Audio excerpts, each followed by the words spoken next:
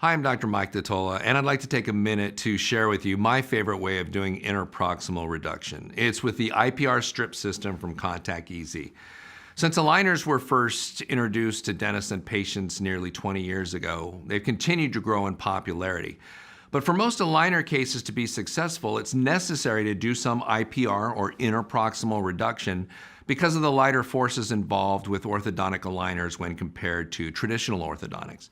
The IPR strip system allows you to accurately remove the necessary interproximal tooth structure and to do it in a safe and predictable way that prevents sharp tooth corners or subgingival ledges and preserves natural tooth contours.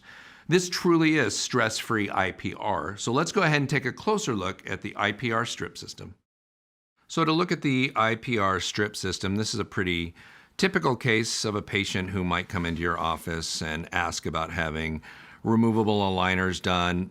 It's pretty typical because you see more crowding in the lower anteriors than you do in the upper anteriors, and it's usually this crowding that's going to be the most difficult to take care of in the lower anteriors. And if you have a digital treatment plan done, they'll usually tell you exactly how much interproximal reduction or enamel stripping you need to do between which pairs of teeth and where it needs to be. And as you look down, you can see we're definitely locked out with our lateral incisors, so there's going to need to be some stripping there, and they'll tell you, 0.1 millimeters, 0.2, 0.3 millimeters, and so that you know exactly the goal that you're kind of shooting for. And so there's a gauge system that allows you to actually measure if there's an opening already, and then you can check your progress as you do the interproximal reduction. So if they ask for 0.3 of a millimeter between teeth, let's say 27 and 28, you can create that space and then put this gauge in and ensure that you actually got to that 0.30 millimeters of space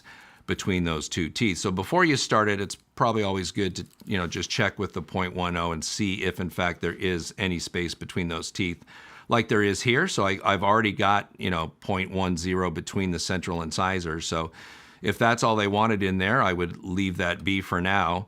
But on some of these other ones, it's much tighter. So this is the IPR strip system itself, these 4 strips. And we always start with the yellow one. This is the starter strip. This is 0.07 millimeters in thickness.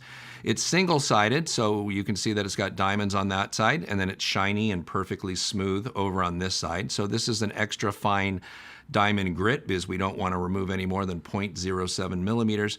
And it's also serrated, so I can feel down here and feel that there's a serration here. It's the only one of these 4 initial strips that is serrated because there's definitely times where you need a little bit of help getting between these tooth pairs. So I might start between these 2 teeth, and basically we just want to move it buccolingually. So you hold on to it and gently we're going back and forth, moving it buccolingually until the strip is passive. We don't want to use vertical force. We're not taking our other finger and pushing down here and trying to saw through a contact, and we're really not even leaning kind of down on it like this.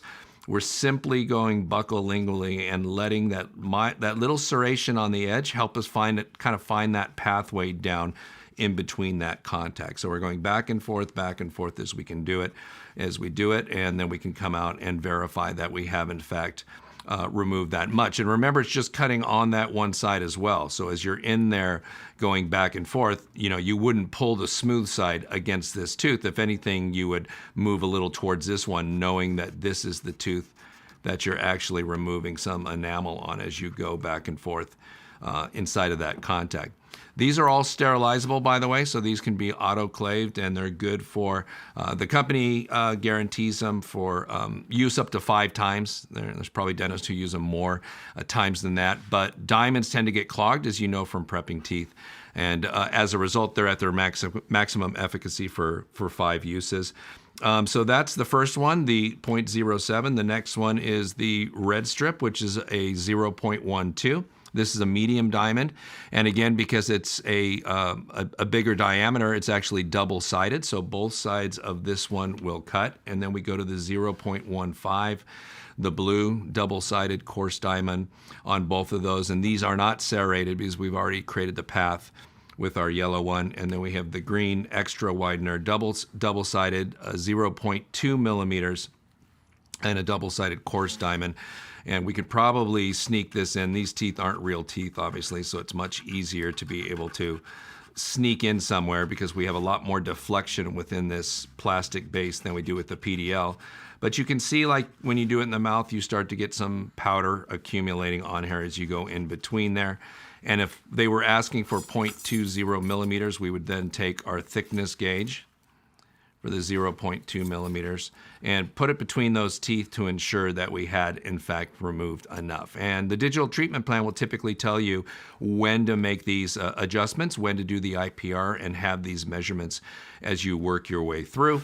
And then the IPR Plus kit has some additional strips for some bigger ones. So it goes up to, you can see the numbers on some of these, the 0.35 millimeters, 0.4 millimeters. So the more crowding you have on lower anterior teeth, for example, the more reduction you're going to have to do to get through there. And again, these are all coarse diamonds and double-sided and don't have any serrations as you get deeper into the IPR process itself.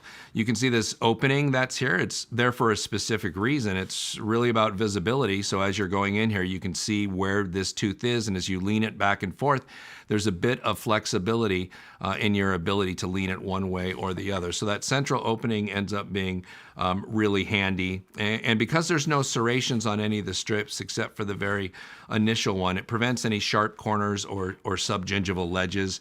There's definitely people who like to use a rotary disc and a handpiece to do this kind of IPR, but it can be a little more stressful and a little more dangerous. And I think the most consistent, easiest, and certainly the safest way to do it is with these hand strips. And it doesn't take a long time to be able to go here and do it. And when you have a cookbook or a recipe from a digital treatment plan telling you what to do and how much space to create, the IPR strip system makes it simple and easy to follow that logical step.